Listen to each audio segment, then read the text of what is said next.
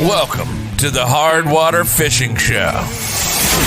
Jeff and Jason talk tactics, gear, and ice fishing legends.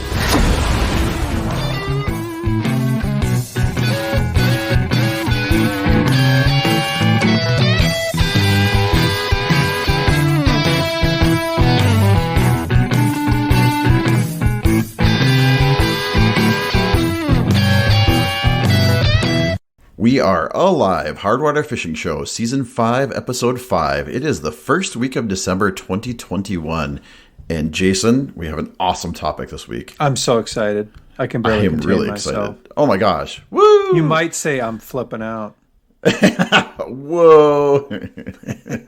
Wow. All right. So we are going to talk about foreshadowing. No, I'm just kidding. We're going to talk about buying a used portable ice shack. You know, you don't always have to have a huge budget. I mean, you can go and find $1,000 portable ice shack if you want, but using some of the boards out there on the internet, you can find some great deals that are going to get you on the ice, keep you warm for a lot less. Yeah, I agree. I'm excited for this topic, and I have all sorts of thoughts in my head that you're just coming soon to a podcast near you, or this one. All right, Jay. What are you drinking tonight? I am still on America's beer, Old Milwaukee, because I bought a case of this stuff for the last time we recorded. I don't have it in me to drink a case of Old Mill in a week. All right. Well, so we're going to let this slide. This is going to slide for 1 week, but. If I drank next the whole week, case, there'd be a lot of sliding going on. Yeah. Next week, you got to come with a new one. Okay. All right, here we go. I do like me some Old Mill. It has a nice effervescent smell that comes out of the top of it. Effervescence, I like it. You're going to write your own beer cans for Old Milwaukee. They're going to be like, call Jason. He's got a story for the Old Mill. I'll rep for Old Mill. Heck yeah. I don't know. I'm wondering if I've had this beer on the podcast before. This is from Castle Danger Brewery.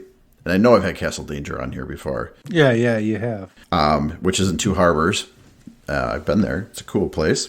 This is a George Hunter Stout. George Hunter Stout is brewed in honor of our brewer and founder great-great-grandfather. George Hunter was an Irish... Yeah, we've done this one, right? Yeah, you've done it. But read on. Okay. Irish immigrant who owned and operated the Iron Range Brewing Company in Tower, Minnesota up until Prohibition. George Hunter Stout is an American stout with flavors of aromas of molasses, licorice, maple, coffee, chocolate, and cream. It is a big, roasty, full-bodied brew that will stand up to a Minnesota winter. And it has a word, salante, maybe? I don't know. S-L-A-I-N-T-E? Is that like cheers in some other language? I don't know. All right, so we're going to crack this open. And then I have a little bit more of a story to go with this. Nice. This is a good beer, and it's even better because it was free. Free beer is good. Castle Cream, Castle Danger is really, really popular. You can find it in a lot of liquor stores and stuff around here.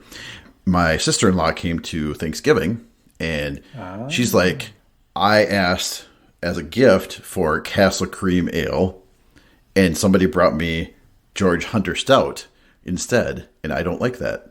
So would you drink that for me? It's quite a first world problem, isn't it? I mean, I said, of course I will do that. I will take care of that for you. I will sacrifice. You owe me one, but I suppose. Because I didn't even buy, I should have bought her like another Castle Cream or something, but I didn't have any. So for hosting Thanksgiving, we got a George Hunter Stout. It's very nice. Good. Did you have a good Thanksgiving? Everything go well for you? Very cool.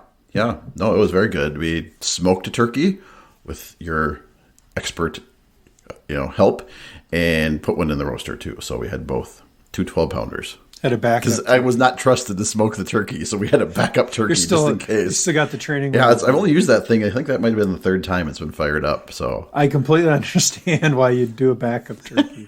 That's a lot of pressure otherwise. Holy cow. So did you have a good Thanksgiving, Jay? We did. We did a bunch of bird hunting and saw all the family, and so we had a really nice time. Dog didn't even want to get up this morning. Usually I open his kennel at 6 o'clock and he's ready to get out and go. And this morning he just looked at me and then closed his eyes. You wore him get your out. butt out here. If I got to get up, you got to get up. Well, that's good. No, Thanksgiving was great. We had a pretty small group, and it was a great time. Very cool. Still eating turkey, even though the USDA or somebody says don't eat it after 4 days. I'm still eating it. Oh, you're good. You just got to keep reheating it a little hotter. More time in the microwave each time. You'll be fine. Those electrons will kill it. All right. Back at the ranch. All right. So patrons, just want to say a big shout out to our patrons. Thank you for supporting the show. You really help us pay for our hosting costs and some of the costs of the show to produce it. So thank you very much for your support. Show business. So this week, our website was a little bit on the fritz. Some of the links weren't working and stuff. It is fixed now. All set to go. All the podcasts and everything was downloading right. It was just the website. So that has been fixed. I know we had all of our whole entire Hardwater Fishing Show tech team was dedicated to getting that fixed. Worked overtime. It did. And there's a little new look to it too. It's the same website. It's just upgraded style and stuff, but all the content's the same. Nothing changed other than some colors. And I think Jason's a little more featured on the front page than he was before. So good Lord. It's the last thing we need. Amazon affiliate link. Remember, we have a link. It's on our hardwatershow.com page. You can click on that and help support the show. When you buy stuff, we get a little bit back and helps pay for stuff. Redbubble is back open again. You can order things. They had a deal. I don't know if it's still going on, but there's a discount or something that they run every now and then. So you could actually get a t-shirt shipped for like $20, which isn't too bad. So best places to interact with us on social media is Instagram and Facebook. And you can, of course, find our website, hardwatershow.com. We have a YouTube page, Jason. Have you been to YouTube lately? No, I haven't. I have. I watched another episode of the Off-Road Recovery Show where they went way in and got the one Ed's old sweet truck. Yeah, that was a pretty sweet episode. They made some terrible choices. Matt's Off-Road Recovery. They were going to pull this old Suzuki or something. Anyway, long story short, they're like, this one part of the trail is really rough, so they just run it through the creek. Yep. But what they didn't realize was how deep the creek was in a certain spot, and the thing just disappeared into the water. Oh my gosh. It was funny. Anyway, you have to watch it. Yeah, it's hilarious. Cracks me up. Don't ever get a rental car from where they're in Utah, right? Isn't it Utah? Yeah, Utah. Don't ever get a rental car because they drive them down these paths of rocks and then they drag them back out. No, it's not good. Yeah. All right. Looks like a lot of fun. It does look like a lot of fun. All right. You can email us, hardwatershow@gmail.com. And that's a great way to send us pictures or interact with us. And we do read everything. Not everything makes the show, but we do our best to get back to everybody in a timely way during the season. So, Jay, I don't think we have any fact checks this week. Nope. We must be doing good. Must be. Or Dave's busy. Dave's busy. It might be that Dave's busy. All right. Speaking of Northwoods, Dave, this weekend, the St. Paul Ice Fishing Show, the big one. Right, Jay? Yeah. So I think at least we will be there. Yeah, we're going to be wandering around. So hopefully we run into some people. It should be a lot of fun. I'm looking forward to it. I got a few things I'm going to poke around at, and always interesting to see the new stuff and talk to the new people. Yeah, I love seeing the cool little gadgets and stuff and talking to all the people there. It's really fun. Mm-hmm. So I got an email from Red Door on Mille Lacs. They told me that they're going to be there, and also, they're starting to prep for ice season up there. We're pretty far from having a wheelhouse on Mille Lacs at this point, but yeah, not without floaties. Not without floaties, but still being prepared. All right. So big news on the Minnesota State Muskie record, Jay. Did you see this? I did. I saw this. It was broken on Mille Lacs. Yeah, a 64-year-old record. So look that up. I think 56 pounds, and they weighed it at a UPS store. 56 pounds. 56 pounds. They must have not returned it to the water if they went to a UPS store with it. No, there was kind of something in the story. So I read the story. Oh, I did. Yeah, didn't try to revive it for like an hour? Yeah, and it just wasn't coming back. Yeah. It was not going to make it, so they decided to bring it and mount it, or I would assume mount it. I guess they didn't say that mount it, but the guy was actually kind of broken up about it. You could tell in the article he wasn't super excited that they couldn't get it back in the lake, but that's a big fish, and I'm sure after a long fight, it might not make it. Well, how old do you think that thing would have been? Well, it has some specs. It was casting big plastics. Don't ask for more is what it says in this article. Like, 55 pound. Yep, 55 pounds, 14.8 ounces, 57.75 inches long, holy shit, 29 inches in girth. And these people were from the netter was from Otsego, and another person was from Zimmerman. So I mean, right up in my neck of the woods, right? So yeah, these are pretty local people. And I read, muskie fishermen, like, it's a different kind of fishing, right? Like, you don't get one every time. So they said they were up there. This happened, I believe, the Monday before Thanksgiving is the actual event. They were pushing their boat through ice to get out there and fish. So, I mean, it's almost ice fishing, right? But yeah, it was a fish of a lifetime. So how old? I mean, like in years, how old do you think? I don't know. It didn't say. Maybe somebody can help us understand that. Yeah, I don't know. It doesn't say. But I know the old record was from 1957. Wow. And that was, I believe, up at Leech. Oh, wow.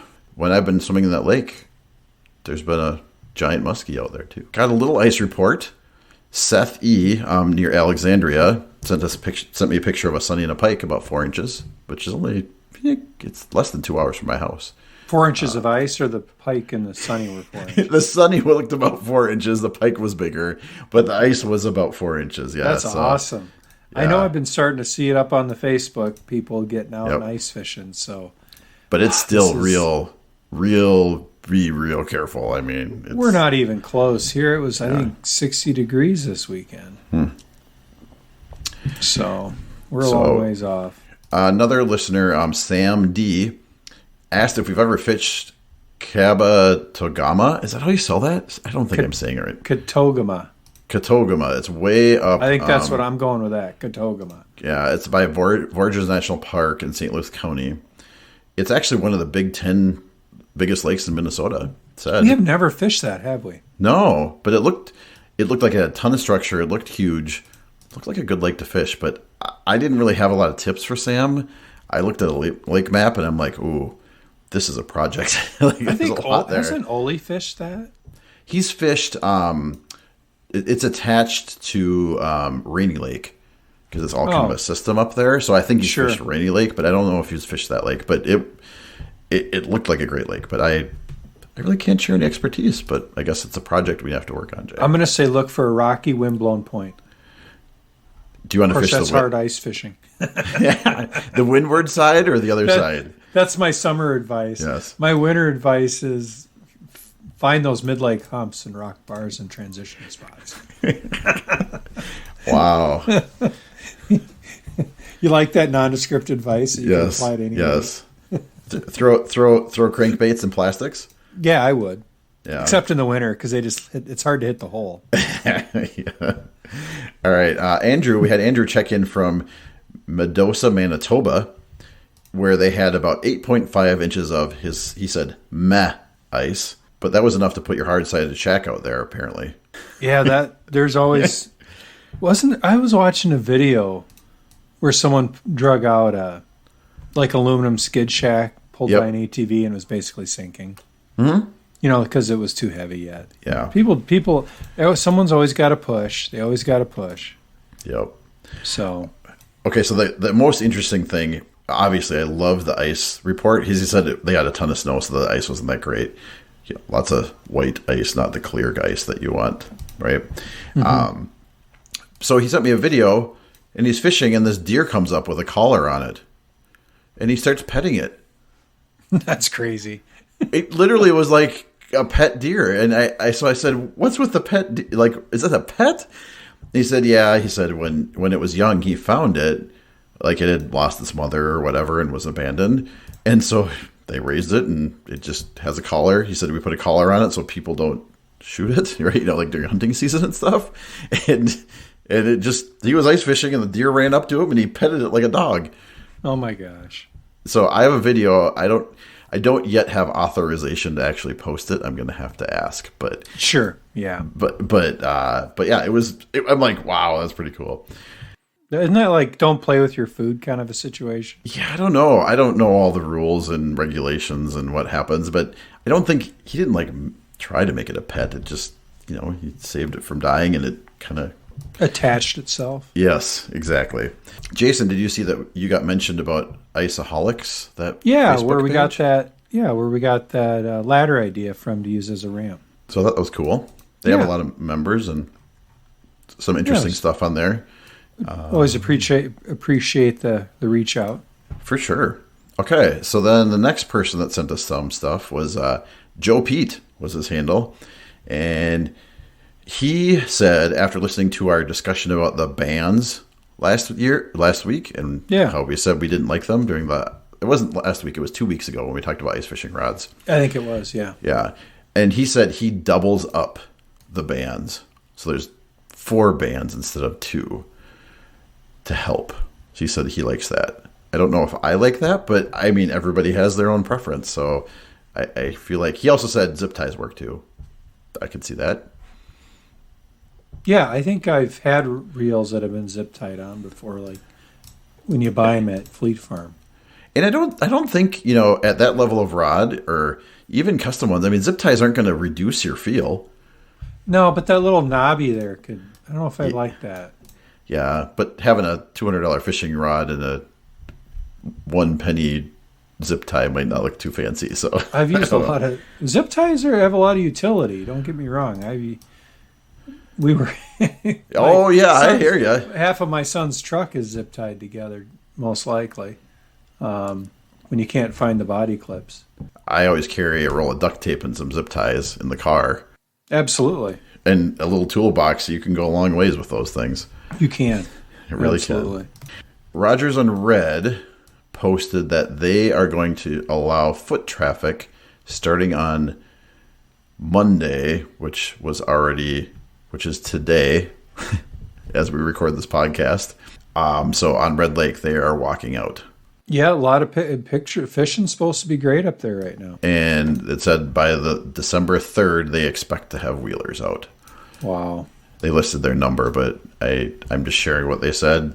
I would love to be there, but we will be at the ice fishing show. So, all right. So a couple other really interesting things I saw.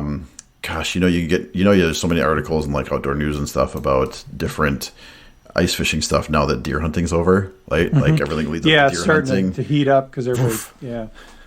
No more deer hunting, or at least mostly no more deer hunting. So monofilament is 70 this week. So in the 50s, monofilament fishing line came out. His argument, this was Mike Schoenveld in the November 18th of Outdoor News. His argument was it still has a purpose in life, and I would agree. I mean, I use mono. It's not perfect. It's not as sensitive, but it's very forgiving and it's cheap. Right? Absolutely. Yeah, I mean, I think I probably use that still more than anything else, just to be honest. Yep. I just ordered a couple new lines, and I got that P-Line Floral Ice 6-pound test. And I'm going to try that, but that floral, you do fight with the twist. So, I don't know. You put that on those inline reels, it gets a little better. Yeah, you're probably right. I don't know. So I wanted to get some new line, and so I ordered some, and we'll see if I go back to mono or not on that. Another really interesting, and this was an article by Joe Fileggi. You remember him? Yes. Yeah. So he had an article this week, very recently in Outdoor News, because he's the same guy who did our book, right? Yep. Right, Classic Minnesota Fishing Stories. I've got the book right here. He is still writing, so he had an article. A lot of noise there. Sorry about that. He had an article about spinner blades, and I thought it was really interesting. He wondered why we named spinner blades after states like Colorado and Indiana. Where did that come from? It was like an open question he asked on there. So don't know. Get the Outdoor News, read it. It's a very interesting article. But that's not really an ice fishing deal, though. You use spinning blades. But not like a Colorado blade. But they will. Will you? Wait, yeah, sure. Oh, I suppose. Unlike a quick strike or something? Yeah, yep. They don't do a lot of spinning, though. They just kind of hang there so you don't get a fine. Well, yeah, I think they're more about the rules than they are about the anything else. But yeah, and they're usually smaller in the winter. But I don't know. It was just an interesting thing. And then there was some kind of like, hey, make sure you're following the rules news. During deer opener, a few fellows got ticketed for having 48 fish over from Lake of the Woods. That's insane. Yeah, so not so good. So, yeah, well, so not a good scene. So follow the rules. All right. Fishing report. Nothing yet here. Not for us. We did have a little fishing report from some of our users. Didn't listeners. Now Northwoods Dave got out, didn't he? He was on the ice. I don't know that he Wasn't he fished. I'm sure he fished. Why wouldn't he have fished? Wasn't he watching fished. Tipups or something? Oh, maybe. I think you're right. He was, but He I must didn't not see have caught anything. We would have seen a picture. Mm-hmm. Yes. This will give him an opportunity to fact check us.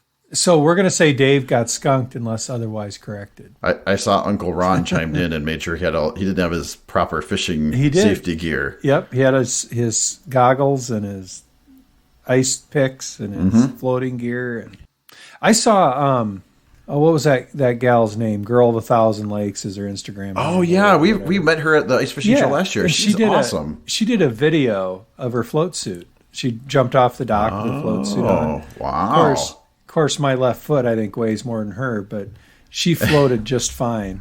Wow. With the float suit. So, but the thing to remember is even if it keeps you up and out of the water, you still need just please be careful out there.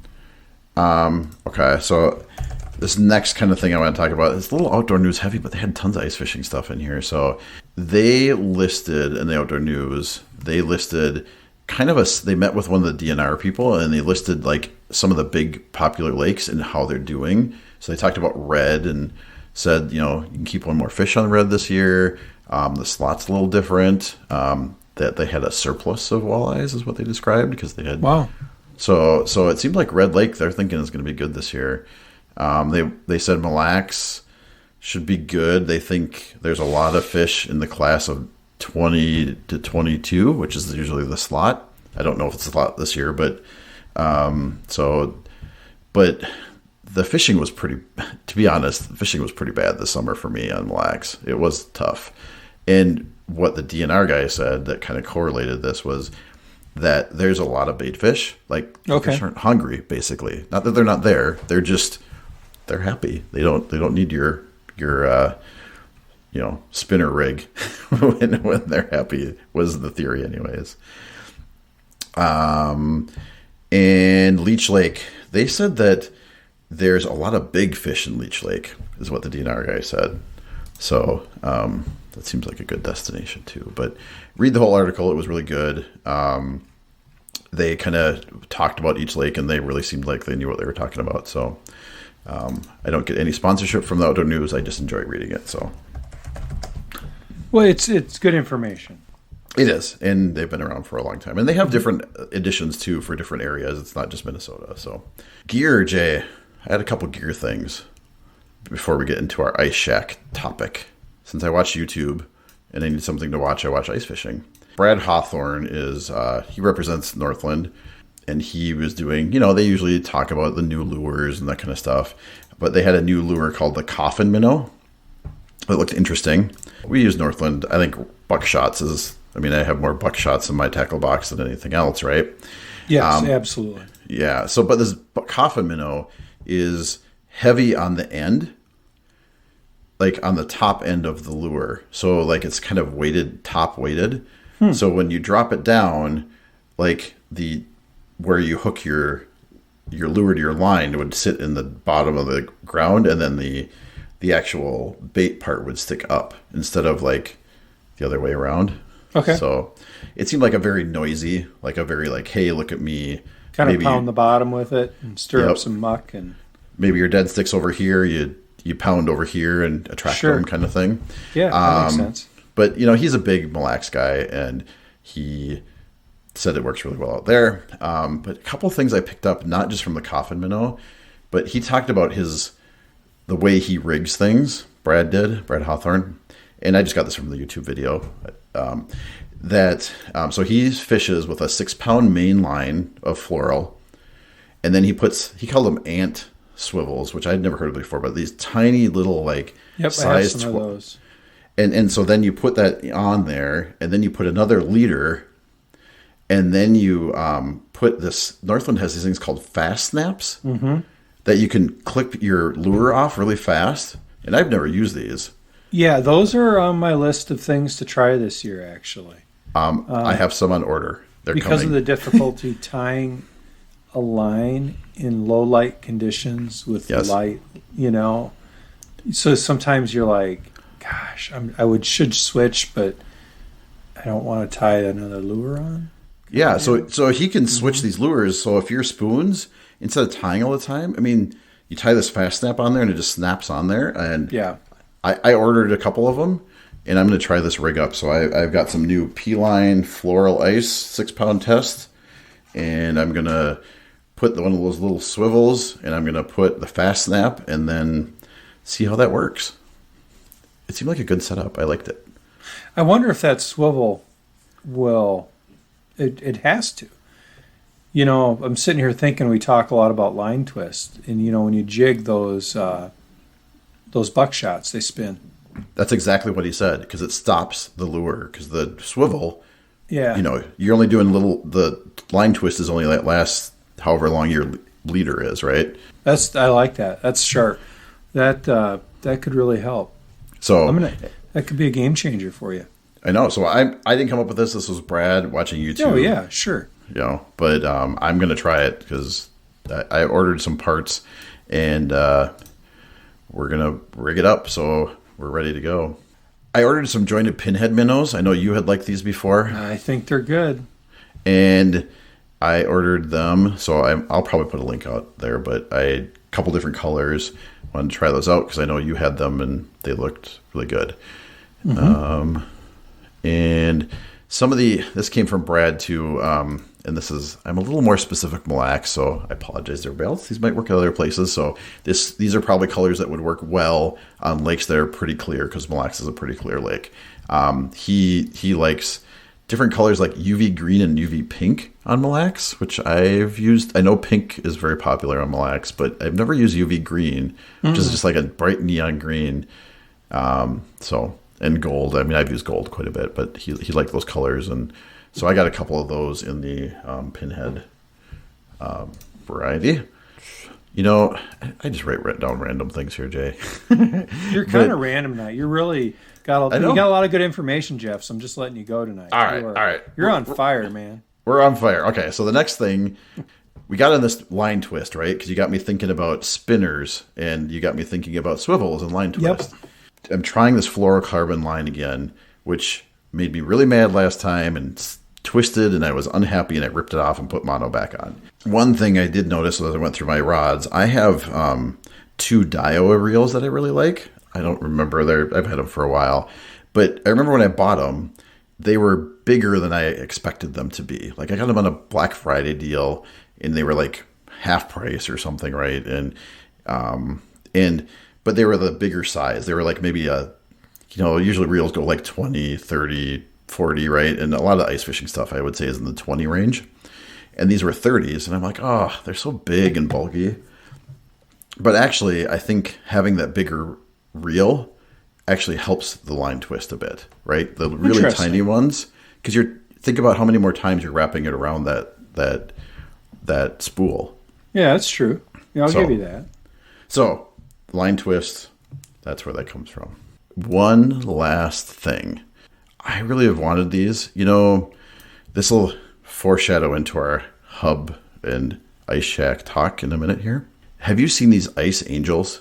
I've actually had them on my Christmas list for like 3 years. Nobody buys them. I know, and they're kind of expensive. So I saw an advertisement. That's why they're a Christmas list item, not just a thing I'm gonna go buy. So I saw some advertised. There were 2 for $50, so $25 a piece. I know. And what they are is like it's basically a piece of metal that's like jagged, and they have like a bolt in the middle that pivots them. Right? It's like a cam. Yep. Yeah, it's a cam, a double-sided cam. And then you would take your rope and tie it to this double-sided cam. Well, first you would drill a hole with your auger because they're not all the way through, though. Not all the way through. Yeah, drill a partial hole with your auger. You would put one of these angels and expand it out with these cams, and then you would put a rope. And my thought was you would put a rope to your hub shack. Was what I thought about this. Then that cam action like keeps it in the hole. Like it'll pull on that, and it won't come out of that hole, right? Like I don't know what they're rated for weight, but they look pretty durable enough. And so, I thought how many times I fought with those stupid little screws. But if you had you could drill a hole, throw a nice angel in there, and hook it to your hub shack to get it going, you'd probably get pretty far. I've thought about them just for tying down my shack, throwing a rope on so it doesn't take off on you down the we've all been there. Yeah, we don't want to be there again. No. It's good, and I'm also not a big fan of the screw anchors. You can use a lag bolt and a screw and that kind of a setup too, but also a pain. Less of it's guaranteed to work, but I hate carrying the drills and stuff with me. Extra stuff. It is. So I already have a drill for my auger, but then you got to take it off the auger. I mean, so then you're carrying 2 drills. So yeah, it's kind of. I usually just roll the dice on the shack blowing away, to be honest. Yeah, and usually I do. Well, if it's a hub shack, you can't roll the dice, but no, you can't on those. But I've wanted one, and to your point, they were just above that price point where I'm like, we'll try one, but maybe we'll see them at the ice show. Maybe we can try one out. I don't know. All right, so that was Jeff's random tool through gear tour. Did I say tool? Tour through gear. So I picked up a couple of Tipups this weekend. Oh yeah, you got a deal on those. Nothing fancy, but so the Arctic Fisherman, and I was at this little sporting goods store over in Manning, and I was looking around. We were looking at some ammo and stuff because it's kind of a little out of the way place, and I was able to pick up 2 of these for $22 a piece. Wow, that's cheap. I think they're from the 80s. Like the one had an original box. Really? Yeah, and the other one didn't, which was too bad. So the one's going to get pressed into service. The other one I might keep. So I'm trying to think about what to do with it. So we might come up with some sort of promotional thing for the show or a contest. I don't know yet. Ooh. Still trying to decide because it's the original box with the Beaver Dam tip up, Arctic Fisherman tip up. It's got the brass end on it. Ooh. The old school deal. Technically I should give one to Ollie since you broke his, but. Right, when you pull it through the ice too fast, that kind of a thing. I have 2 beaver dams that somebody did that too. I think you should be more careful with your stuff. But but I won't. I'm not going to do that. So we'll see. We'll see how that turns out. So it always pays to poke around, because there's probably no place within 100 miles of that store where you'd actually use a tip up. Oh, that's cool. I got some from the 80s. And I still love beaver dams. I will admit, though, in my bag that goes with me every time, I usually have 1 tip up, unless I know I'm going tip up fishing.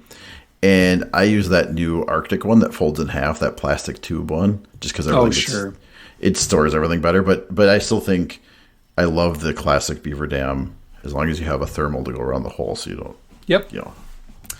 Cool. Well, I'm jealous. I can't wait to see them deployed in action. They're pretty cool. Sweet. All right. Are we ready to move on to our topic, Jay? Let's do it. We're only, 35, 40 minutes into the show. 37. Who's counting? We're on track. We are on track. The beauty of it is it's our show. We can sit here and jabber for 2 hours. Sure. That's why they give you the pause button. You can come back whenever you want. Well, and gosh, should I even say this? So I don't know if everybody knows, but last week our podcast was a bit lengthy. It was, but that's okay. It's okay. It was good content. I mean, we had Colby on. I mean, he was an awesome guest. So I was so happy to have him on. But I didn't really realize it was quite so long until I got to the end, and I wanted to re-listen to it. And if you ever crunch for time but want to listen to the show, there are settings in most podcast players that you can speed it up. And there's even settings that you can take out some of the white space of where we kind of talk, right? And so if you're crunched for time, you can listen to an hour and 20 minutes in like less than an hour, right? It's like without the commercials. Yeah, it goes faster. Now, you might get a little like feeling like you're kind of running really fast, right? When you hear somebody talk that fast for that long. But most podcast players have it. So it's just a little tip for podcast listeners out there. Good thing it can't filter for meaningless content, because ours would be damn near bad. There's the mute Jason and mute Jeff button. Yeah. What if I just want to listen to Jason or just want to listen to Jeff? Can we take out one or the other? Well, and if we knew which one was which, we'd feel bad or good about ourselves. Like find and replace when you're writing a document. Oh, gosh. But yeah, so I did that last week, so it made me think about that because, sometimes maybe you're driving to work and you only have a half an hour, but it's an hour podcast. You can probably cram it in a little faster. So, absolutely. All right. So our topic, Jay, we said we're going to get to 37 minutes, and now we spent 2 more minutes talking. Yeah, I said 40. So here we are. Here we are. All right. Why don't you introduce this one to us, Jay? All right. So the topic tonight is how to buy and what things to look for in a used ice shack. So this came about in a couple of different ways. When you look at the prices of new stuff, it's really, the quality and what the offerings have really improved, but the cost is just substantial. And everything's getting more expensive, and not even just expensive. Some of it's getting really hard to find. Yep. But as people upgrade, they get rid of their old stuff, or they get rid of the old stuff because it no longer fits how they like to fish. Mm-hmm. And a lot of people, unfortunately, get into ice fishing and think they're going to do it a lot, and they just don't. So they end up selling it, or that it doesn't fit in their truck, and all sorts of reasons why they move on. So we just wanted to walk through some of the thoughts that we had on what to look for, and kind of help you create a checklist, if you will, around, hey, when you go out to look, it's really easy to get super excited and go, oh, here it is, and the money is, and I got cash in hand, and all that stuff, and just want to make sure you're making a good purchase. You don't have buyer's remorse. Yeah, and too, not just for the buyers, but for the sellers. I don't know how many ice shacks I've had, Jay. A lot. I should make a list. I need a page with all the ice shacks I've had and a review of each one. But it's also a great way if you want to upgrade, right? Like maybe you have a 2-man shack and you want to get a thermal 2-man shack, right? Mm-hmm. You probably don't need both, so it's a great way to get rid of your old one to help subsidize the new one, right? I mean, it's not just for buyers but for sellers too. Well, and that's honestly what I did. Is I started off with a cheaper shack, like a 2-man hub, and I sold that, and then got some cash and was able to upgrade to a used 4-man hub, and then I didn't really like that, and a guy was selling this flip over clam that I have now, and I traded that and $50 for the flip mm-hmm. over. So I incrementally was able to move into what I want. I'm still using that used flip over from 5, 6, 7 years ago. Yeah. It still fits my needs. So I doubt I'll get rid of it at this point. But, it certainly was a used shack. And so there are some really good bargains. Now, coming into this time of year, probably not as... Well, there are some good bargains. You'd be surprised. I found some bargains. Because people are trying to upgrade. And actually, right after, if depends on what region, you want to know when those big shows are, those ice fishing shows, because people before and after are trying to either raise some capital to buy the new and greatest, or they bought it and now they've got to get rid of the other one. So those are good times to look around. So Jay, where do you look? Like if you're like, you know what, it's going to be cold. I don't want to be cold. Last year I went ice fishing 3 times in just my jacket and got cold, and I'd love to have a shelter, right? Where do you start? Where is your place? So it used to be Craigslist, but now it's really Facebook Marketplace, at least in this area, and Craigslist. So between Facebook Marketplace and Craigslist, sometimes if a local community has a shopper, Yep. We have Viridian Credit Union, and they have a shopper that not a lot of people use, but some of the old guys use yet. And so there's some good deals on there to be had. And you can also put an ad on Facebook Marketplace, say, looking for this, here's what I'm willing to spend, and people will actually contact you, which cuts down on time a little bit, and say, and say, hey, this is what I got. Yep. I did notice, I did some searching. I went to Facebook and Craigslist in more kind of the Twin Cities, Minneapolis area. And I, like you, thought Facebook was where everything was, but there's still a fair amount of stuff on Craigslist. So some of the keys to getting a good deal sometimes is, looking in unexpected places, right? Like somebody put it out there and, people don't look at Craigslist as much, or maybe they listed it wrong. So that's the other thing when you're searching for stuff. Use terms like Ice Shack, Ice House, Clam, some of the name brand stuff. There's different ways to search for things because people list them differently, and you might find that thing that nobody else found. Mm-hmm. Absolutely. That gets into the value a little bit. And the other thing I thought, the real value is like, think about a really nice non-thermal shack before thermal shacks came out, right? There are people that bought a really nice Clam Nanook, for example, non-thermal, and they used it a few times, and they put it in their garage, and no mouse has ever gotten to it, and it's in great shape. Those are like the value, right? Because they're not going to be driving the premium price because people want thermal shacks. That's what most people go. So you can find a pretty good one was state of the art 5 years ago, that it's going to keep you warm. It's way better than standing out there without a shack. So I think that's where you get some of that value. I think the hub shacks tend to drop more in price too. Yes. For sure. From new to used, they certainly seem to take a hit, which is good if you're looking for one on the used market. But there are some things. Let's talk about those first, shall we? There are some things to really pay attention to with those. Before we get into those, let's categorize I think there's three main kinds that we're going to talk about, right, Jay? Okay, sounds good. So on the bottom of the pile is a cabin style shelter. That's what came out first, right? Like it has a floor that folds in half with poles and like a tent, right? It's like a cabin style. It kind of big. Or called a suitcase. Suitcase, that's the better word for it. Yeah. So suitcase shack. You're going to find the cheapest ones because that's the one people want the least. Is that one because it's not as easy to pull and stuff, but people still use them and they still work. Yep. The fray bill. There's a ton of fray bill made and a ton of clams made. So then the next thing I would say are what you talked about was the hub shacks. That's kind of like tier 2, right? They lose their value quicker, not as popular.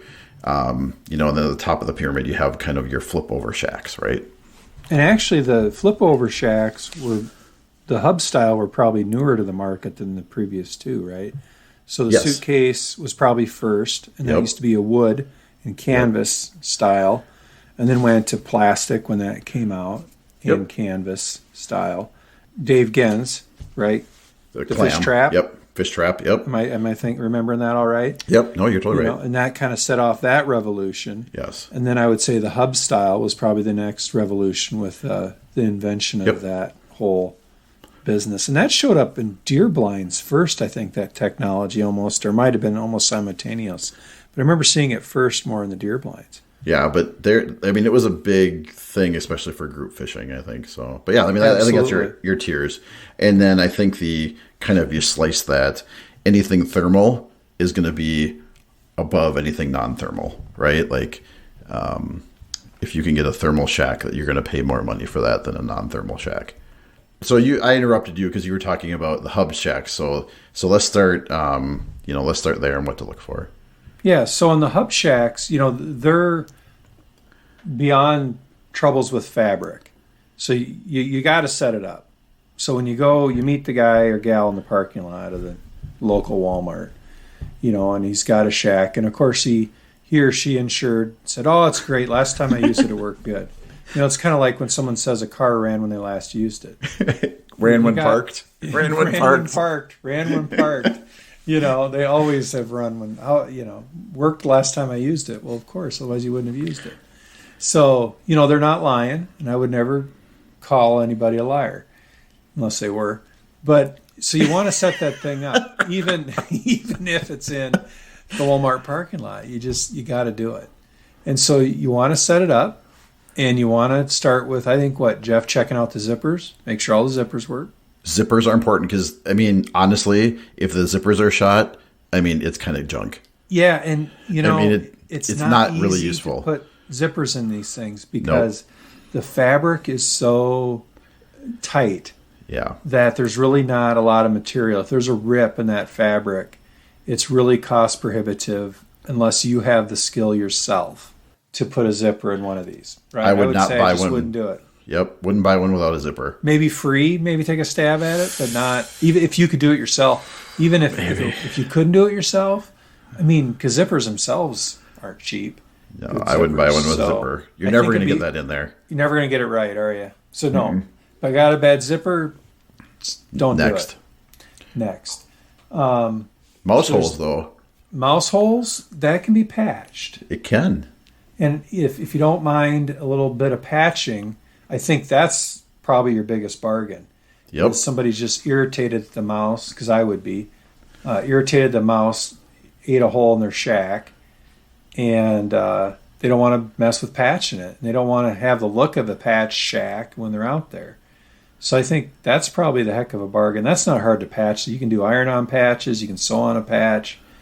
You could get a Hardwater Fishing Show embroidered patch and put it over the hole. There you go. That'd be cool. So Jay, I feel like we're going to have to digress. Am I going too slow? No, but we're talking about patching, and we've never told this story before, but this was maybe the second ice shack we've ever fished out of. Is this going to be our legend? Do we have a legend? Oh, we better tell the legend. Yeah, let's hold this off for the legend. Hold it off for the legend. Ooh, yep. You almost spilled the beans on that deal. Okay. So we'll wait till the legend, but it's coming. Foreshadowing just happened. All right. Again. So patches, right? And then what's next? Probably the hub. It's the hubs and the poles. Yeah, I've never actually seen poles really fail. I think they can if you're not careful, but they can. I've seen a lot of information on that about the internet. They shatter. People get rammy with these things, and that's when bad things happen. Yep. So a lot of times fix poles. You can, but you got to make sure you can still get them. So there again, I would do your research. If someone says, "Well, it's all good except one bad pole, and I don't want to mess with it," you can get it. Make sure you can get it, because some of the older ones you can't anymore. I'd probably pass on a broken pole. I think you can there's enough of them out there. I think you could find one without a broken pole. Jeff's advice is pass. Pass. My advice is it depends on your budget. If you can, but those poles aren't free either. So by the time you get the pole and you get shipping, you're probably going to have $50. Yeah. Yep. In it? And you could just go about a different one with it and have a shattered pole. Yeah. So probably pass. Yep. But so that's why that comes to that importance. You want to set it up. There was also some brake lines on the hubs, and I can speak to the clams because that's the one I own personally. Is like my original clam, all the tie outs were outside. The next gen clam hub had tie downs inside, so you could pop it out, stake it inside first, and then stake outside as well. So it was a little easier to put up. Have you had that experience with some of the ones you've used, Jeff?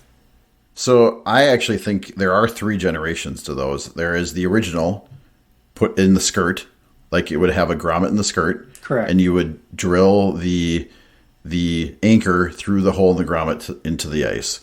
And that was hard and a pain in the ass. And then the second generation, I think, came to the insides, right? Where they had them on the inside. Yeah, that's the one I had. Marginally better, but I don't really know. Marginally better. I don't even know if I differentiate, to be honest. Okay. So then I have a couple third gens, and I don't think this even applies to a specific brand. Clam, I've got an otter and a clam. They're both the same way. They put the guy lines on the outsides. They instead of attaching it to the skirt or the bottom, they actually have a strap, right? And you pull the strap out, and even before you put the shack up, you pull the strap out. You drill in the anchor so that it's anchored, even if the wind catches it, it's not going away. And I use those guy lines now. I don't, unless it's crazy windy, I don't even put them in the skirt. So you would want to check, though, all those tie downs points to make sure nothing's ripped or torn. Yep. And know the value, of the skirt ones. I think are the most pain in the butt. The inside ones are probably second. So think about that as you're paying for it. Don't pay, new shack money for a 10-year-old shack with that old pain in the butt system. The third gen. Yeah. That makes sense. And the windows, all these things have windows that seem to crack. Is that something people should worry about? Windows, yeah. So 2 different styles, right? Do the windows come out or do they not come out? And is there another covering of the windows? There should always be another covering, I think. But honestly, they all crack. I would buy one with cracked windows. I would get out my packing tape and tape it on there and call it good. Call it a day. I mean, I would buy one all day long with a broken window. It's just it happens. It's a negotiation point. There you go. Yeah, I would buy one that way. So what else? Oh, Jason, one thing I found by buying used shacks, and this is from experience, you got to smell them. Yeah, this is the old sniff test. I mean, you got to be able to sit in that thing. If somebody smoked a pack a day inside of them and that's not what you want, pay attention to that, right?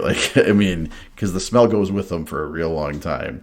So, or if somebody left a dead fish or whatever. And you're going to want to look for the mold and mildew thing too. Because that's really hard to get out of a canvas once it starts.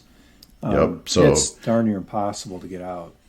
So smell is a big, at least for me. I actually bought a clam Nanook used for a really good price, and it was very smoky, and I couldn't deal with it, and I sold it to somebody else. It was a good deal. I didn't make any money. I didn't lose any money. I was happy to move it along, but I couldn't deal with the smell. Yeah. What else on hubs? I can't think of anything else. No, I mean, you're not going to find this newest generation of hub probably with the door that goes all the way to the floor. If you find one of those used, you're going to pay top dollar. And if it's cheap, buy it now because they're hard to even find at all. And they're way worth it because climbing through that little triangle door isn't always the easiest. Yeah, I've heard some complaints on them, but not many. I heard they're a little heavier, but probably worth their weight. Yeah. So Jay, we talked about all the things to look for a hub shack. Why would you choose to buy a used hub shack over the other styles? Oh, typically because, it depends on what I'm using for a vehicle. So if I've got a car, or a small SUV, I'm not going to want a flip over shack because I'm not going to have a way to carry it. Yep. So that hub, I can chuck that in the trunk of a car. I can chuck it in the back of a small SUV. And I can put it in a small sled or on my back on a backpack style deal and walk it out to where I'm fishing. So portability, really, by a person versus machine in a smaller vehicle is the way to go on those hubs. And then for the number of people you can stick in them. Yep. And portable versus mobile, right? They're not really that mobile, but they are portable. Very portable. And that's a big advantage, especially, if you've got, if you're a parent and you've got 3 kids you want to take fishing, a hub shack is going to get you on the ice where a flip over's not. Yep. With your kids. And the storage part is nice too. I mean, a flip over shack takes up a lot of space in your garage. And a hub shack, not much at all. Nope. Hang it on the wall. All right. So should we go into the Wayback Machine now, Jay, and talk about the cabin style? Yeah, let's do that. So, I mean, honestly, would you recommend getting a cabin style at this point, Jay? Maybe. Yeah. For the right price. I'll tell you why. All right. And I'll use my darling wife as an example. Some people like that you have a floor. Yep. They like a floor. And the hub style shack keeps you out of the snow, or not the hub. I mean, so the suitcase style shack. Lost my words there for a minute. Keep your feet off the ground. And I know you can bring pieces of foam and whatever, but they do. They keep you off the ground. The other thing is these suitcase style shacks, I've seen them as cheap as $100 or less for a perfectly serviceable shack. Yep. You can get one for under $100. Yep. I saw a really nice canvas craft one. Do you remember like the old one you used to have you might tell a story about later? Yeah, that one. Yep. I found a perfect example of that on Facebook for $500 with almost brand new canvas. Yep. Solid wood, everything. And it was an 8x8 shack. So if you wanted a shack to spend the weekend in, like one guy, that thing would have been perfect. Had a port for a little heater, the whole 9 yards. Sweet little shack. Just have a pickup to haul it around. Yeah, well, that part. But otherwise, like the little clam suitcase ones, that's really a one-man or small two-man shack. You know, those are nice little shacks, and you can get fishing for $100. Yeah. Yep. My buddy Andy still fishes out of a suitcase shack, and he has that thing up quicker and just as quick as I have my flip over up. So no, I agree. I think there's still a place for them, and if you're on a very tight budget, I mean, they're going to have them there. Absolutely. So things you should look for though: hinges. Make sure they're solid.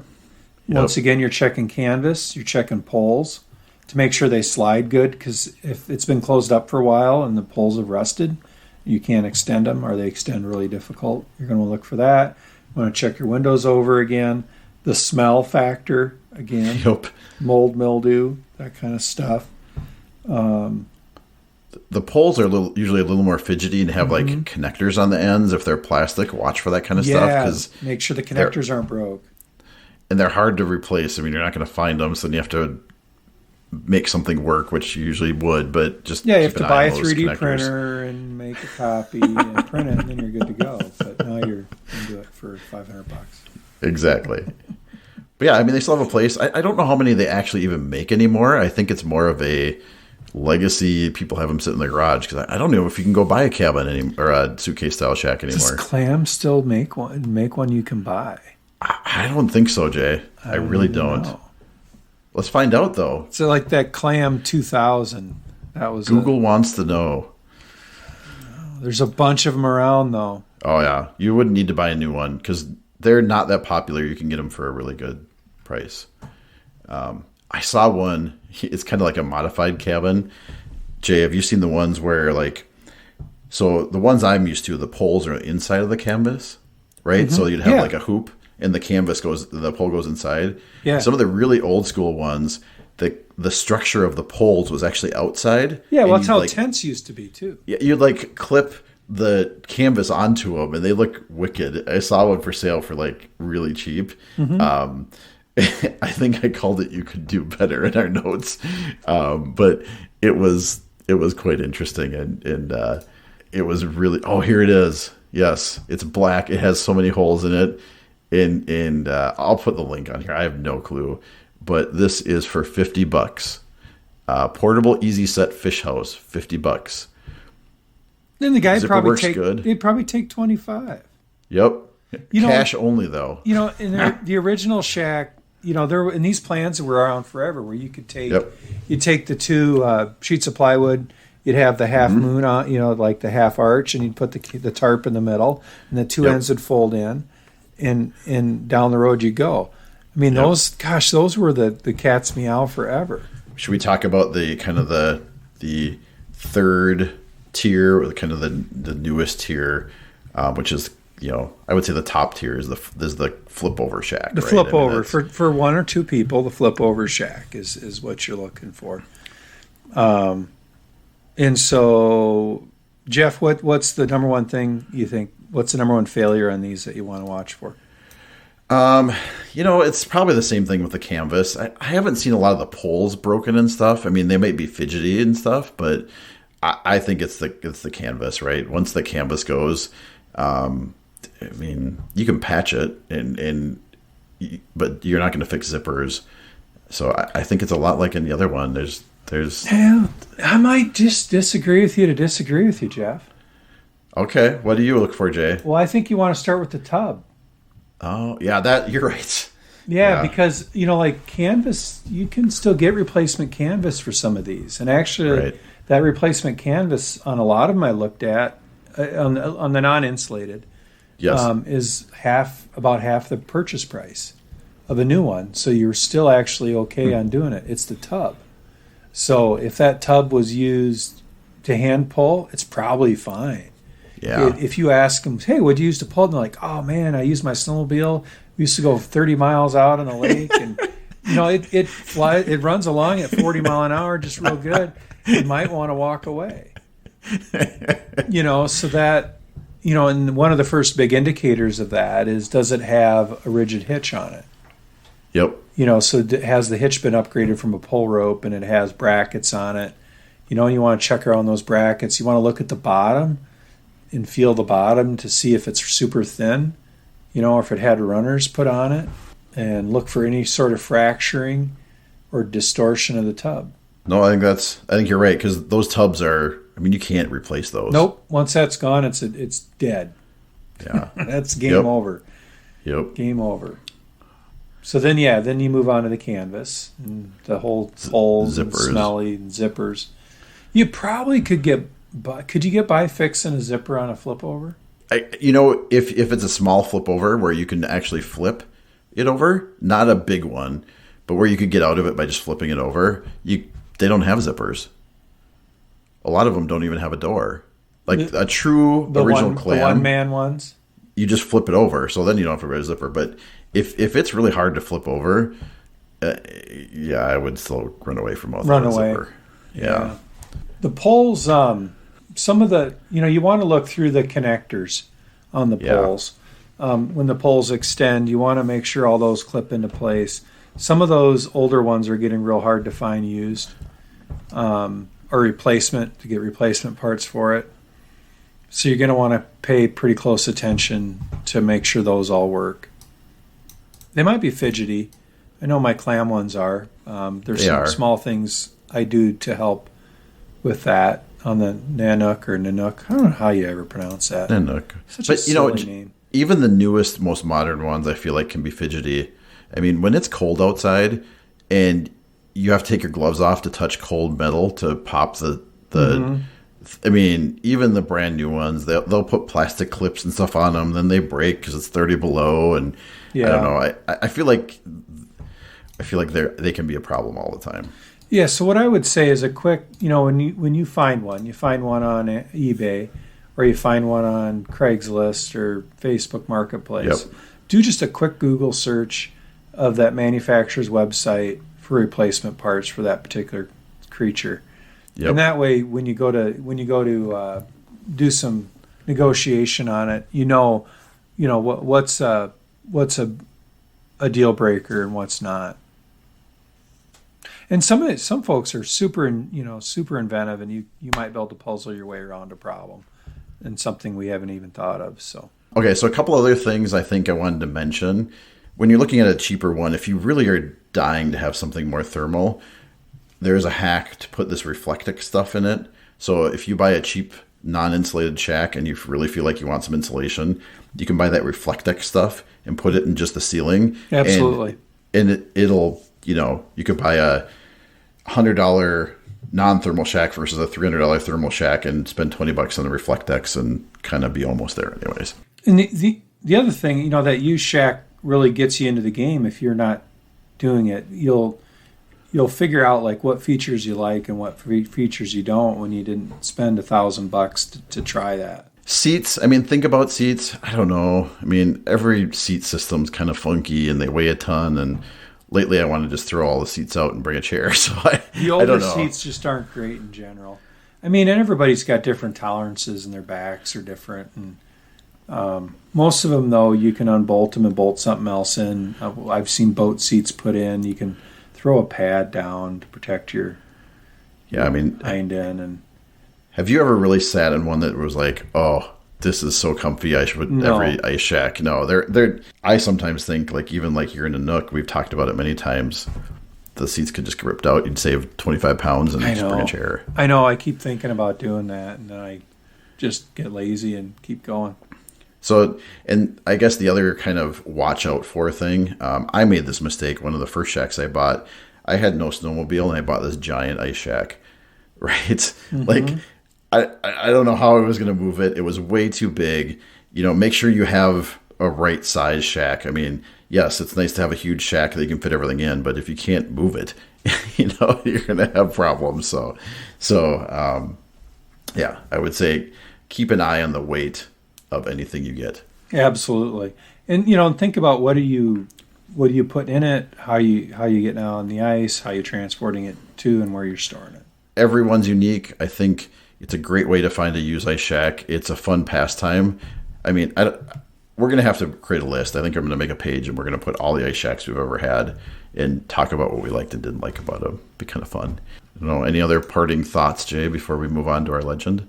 The other thing, though, I would always caution about is you'll probably find more bad information on any particular item than you'll ever will good information. Right. So the negatives versus the positives, because people usually don't get on a message board and rant and rave about how good something is. Usually it's because something pissed them off.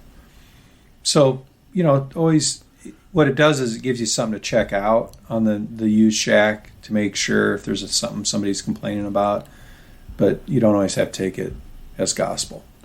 No, and you got to remember this stuff is used, and yeah, ice fishing is hard on stuff. Oh, super hard. It's 20 below zero, and you're pulling a piece of plastic across the lake, right? I mean, don't expect them to be brand new. They're going to have problems. So, all right, well, go out there and get yourself a used shack and get out fishing. Absolutely, that's what it's all about. So, Jay, I think we have our legend kind of develop in our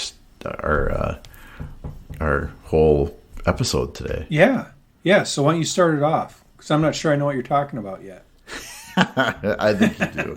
Well, because we, this was early on in our ice fishing career, and we needed a shack, so we would go on this annual fishing trip, and really when we started out, we borrow stuff, right? Like, oh yeah, we borrow everything. We'd be like, oh, somebody had a shack. Could I borrow that for the weekend?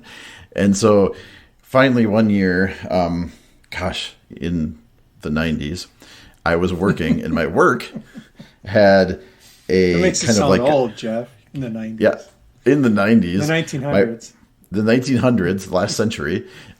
My work had like a little own board, because the internet was pretty new back then. So at work we had like a kind of a Facebook Craigslist kind of thing just inside of work, kind of for company employees. And so I found somebody that was selling a suitcase style shack. Yes. Right. It was 6x8, pretty good size, right? 2 plywood bottom, right? We played a lot of cards in that shack. Yeah, two plywood. Had a hole in each corner, and the top was canvas, and then it had basically what is that, like that electrical pipe, right? I mean, yeah, it's basically almost a conduit, but that's what it is. Conduit. Yeah, so some kind of metal pipe, and so it was pretty good size. So it was 6x8, and so I bought it. I don't remember what I paid for it. I'm sure I paid somewhere between $100 and $200 for it, right? Which back then was it's like 10 grand today. Yeah, exactly. It probably is the way it is now. But so should have put that in Microsoft stock. I met this guy, and I worked for a big company, so it wasn't like we knew each other, at a Lunds or Byerly's in town. Like, he's like, I live by here. Let's meet in the parking lot. I mean, this was really before Craigslist or any of those things existed. We're still like thinking almost like classified ads in the newspaper, but just above that, right? Yeah, barely. If anybody remembers what classified ads in the newspaper is. And so I met him in this parking lot, and he brings this shack, right? And it's big. I mean, it's 6x8, so it folds in half. So it's 4x6, right? When it folds in half. Pretty big deal, right? I had a Ranger at the time, so it fit in the back of the tiny little bed. But so we're in the parking lot setting it up, right? Okay, yeah. Hence the advice, set it up. Yeah. So we're setting it up in the parking lot because you're like, oh, the poles there. Because it basically had like 2 hoops on the end and then 2 poles that went down the middle to support it. And so we set it up in the parking lot, and it had been mouse chewed. But it was like canvas, not like a lot of the new shacks. It was truly canvas, right? Like most of the shacks you see today, it's not canvas. It's like some kind of plastic, whatever. I mean, it's high durable. It's near this, but it's plastic, right? But this was like probably more of a cotton based, I would guess, kind of. Yeah, thing. yeah, it was. Yeah. And the heating source, it came with a heating source, which was a small stove. Like, I don't even know what it was. It was hooked up to propane. Sort of propane stove, yeah. But it had a stack. Remember, there was a hole in the side of the shack. A vented yes. Heater. And so that's what came with it. And I'm like, look at this deal. I got the heater with it and everything. So we fixed it up. So I went and bought Gene iron-on patches. Oh, yeah. Yeah. And I patched all the holes, right? Yep. And because it was a few, pretty cheap, and we patched up those holes and it worked great. And the zippers were good. And we also customized it. So it was 2 sheets of plywood, and there was like a 1x border around it, right? That the canvas snapped to. Yeah, like a 1x2 almost. Yeah, 1x2. Mm-hmm. Well, it was in the middle too, right? Mm-hmm. Which was really annoying when you're fishing because there's like this big bump in the middle. But it created a box and a hinge. It was hinged there. Yes. So I built a custom hinge and took out those boards. Remember, there was metal bars that would kind of fold. It was a terrible system, but it got the job done.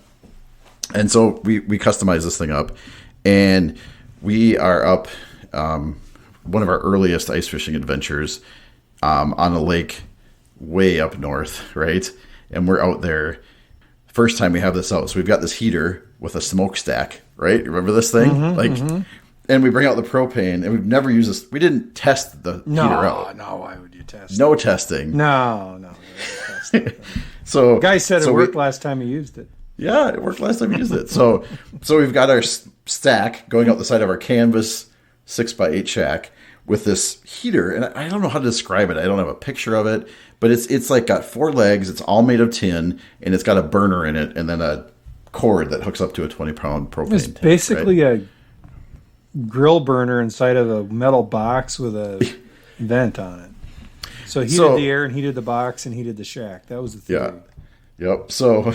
So we hook it up and we go to light it. Flames everywhere. Remember? It got a little difficult there. We were like, shut it off. It never actually worked. We never used it again. It was one and done.